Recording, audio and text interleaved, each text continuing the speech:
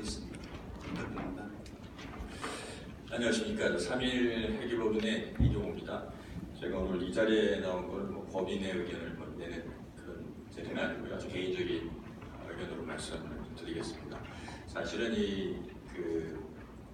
지금 여러 가지 용어가 나오는데 저는 그냥 크립토커런시에 대한 부분이, 특히 또 ICO에 대한 부분이 제가 기억으로는 작년 미국이라든지 다른 나라에 상당히 많이 논의가 되고 상당히 얘기가 됐던 걸로 기억이 납니다. 그때도 한국에서도 이런 논의 좀 빨리 했으면 좋겠다는 생각이 좀 있었는데 오늘 참 좋은 첫 단추라고 생각을 해서 좋은 대로 말씀드리고 싶습니다.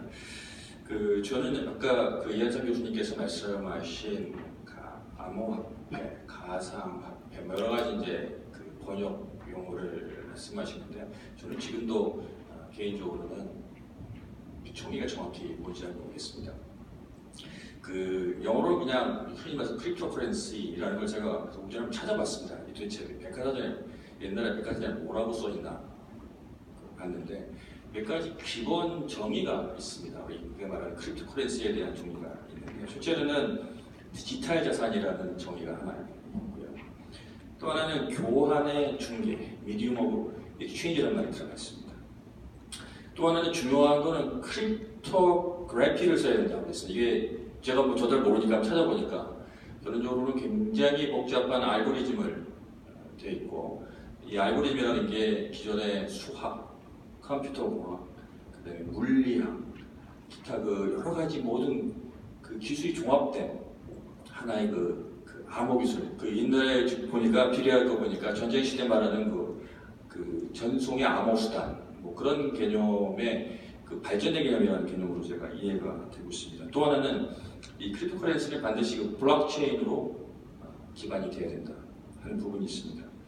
또 하나는 이게 정부의 통화 정책과는 독립된 하나의 대체 수단이다 하는 개념이 좀 있고요.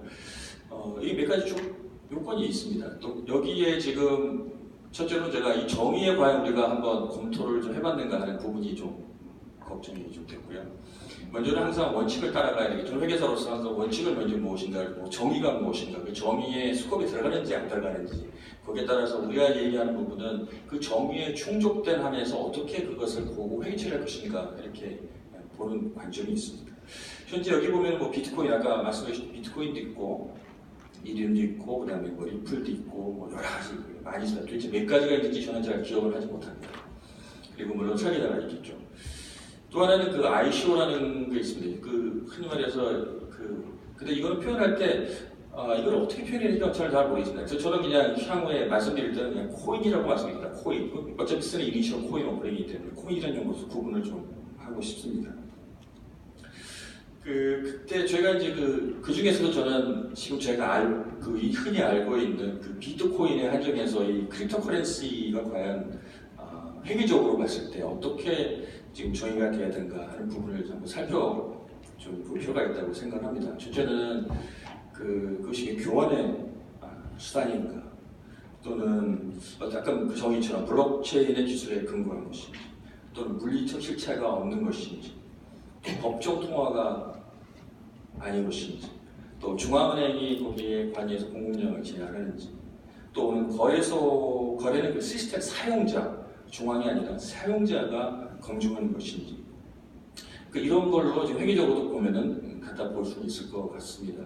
근데 여기에 상당히 또 많은 논의가 되고 있는 것 같습니다. 그 중에 하나가 공개적으로 거래가 돼야 되는 거 아니겠느냐 하는 얘기도 좀 있고 또는 아까 말씀드린 그러다 보니 유동성 있는 시장이 존재해야 크립토커런시라는 게 충족되는 것이 아닐까 하는 얘기도 있습니다.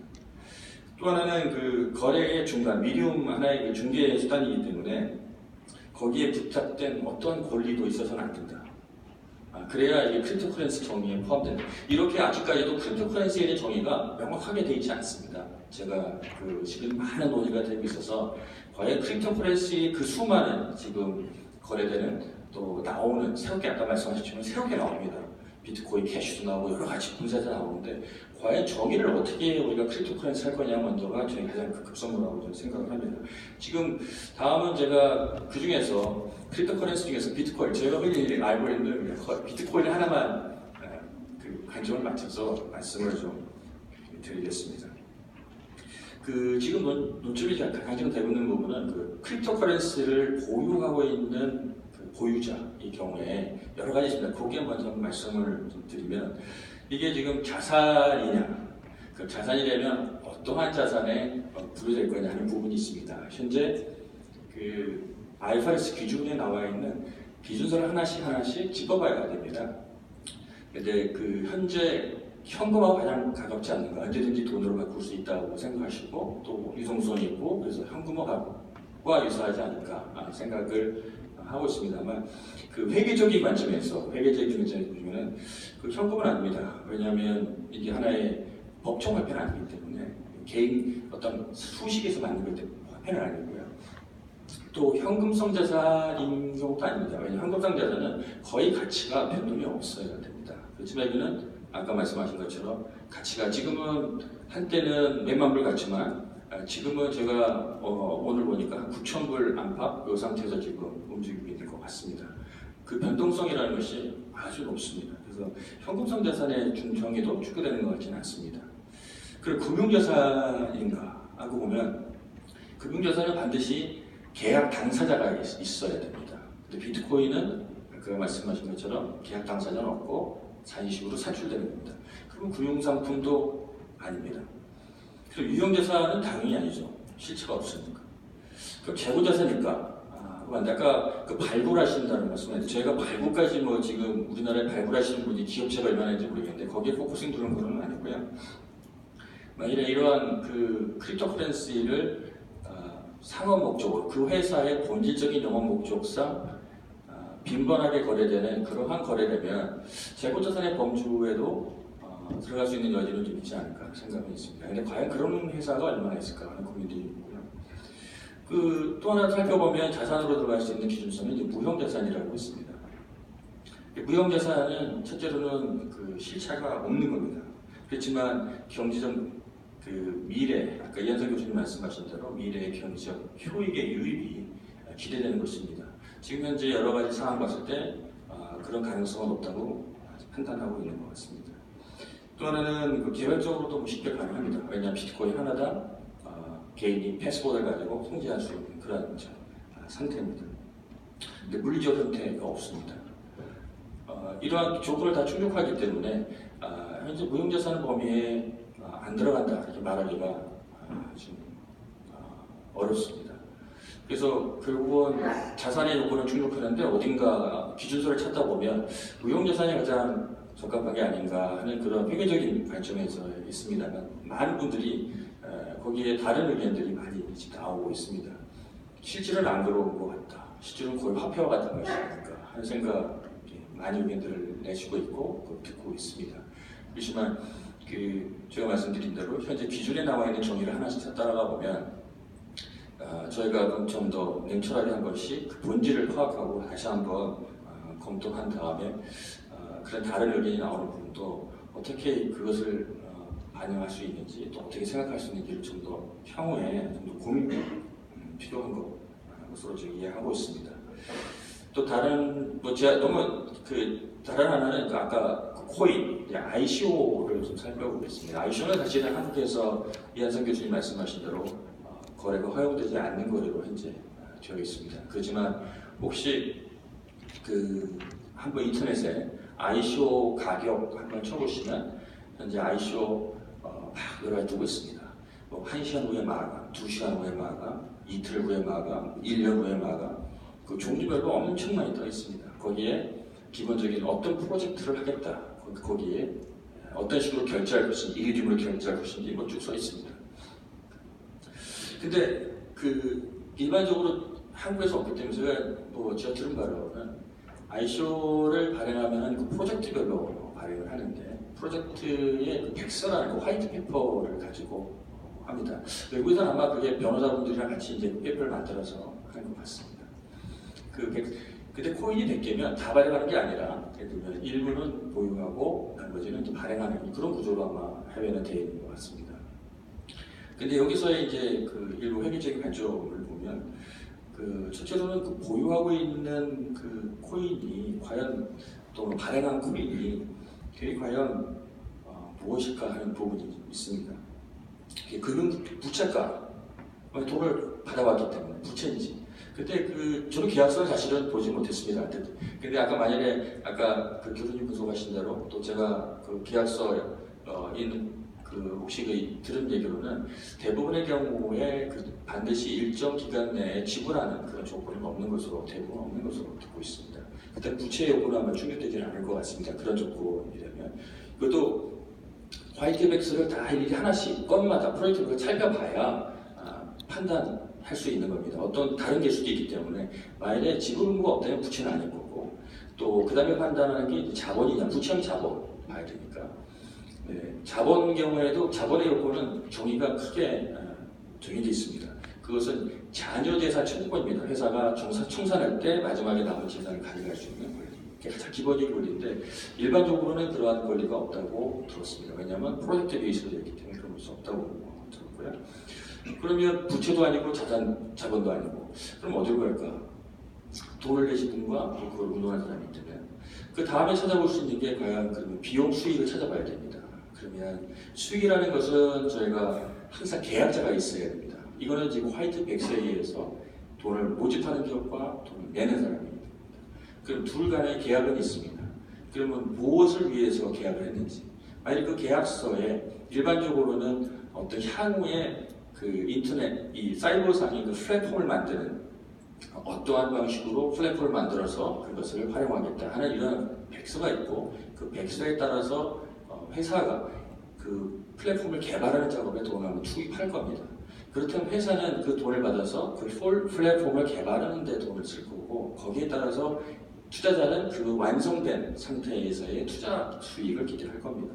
그렇다면 양전하는 계약이 있고 또 제공하는 그 회사의 경우에 ICO 기업은 플랫폼을 만드는 역할을 할 것이고 또 그것을 또 정상적인 원가적인 하나에 본다면 흔히 말해 주의전에 나와 있는 IFRS 15의 그 수익이익 기준에 또 적용이 안 된다고 볼 수도 없습니다.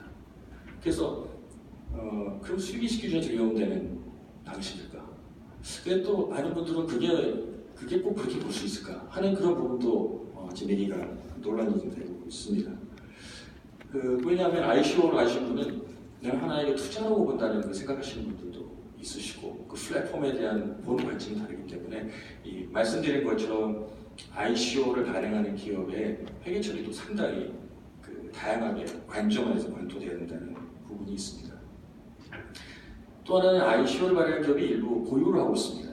보유한다 그러면 그 보유한 것을 또 어떻게 회계 처리할 거냐에 대한 논점도 있습니다.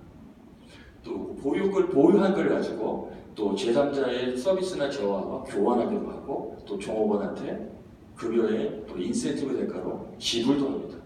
그러면 그때 급여 출할 것인지 아니면 재산의 취득원가를 어떻게 할 것인지 그 수익으로 잡아야 될 것인지 이러한 부분들에 대한 고민들이 많이 남아 있습니다.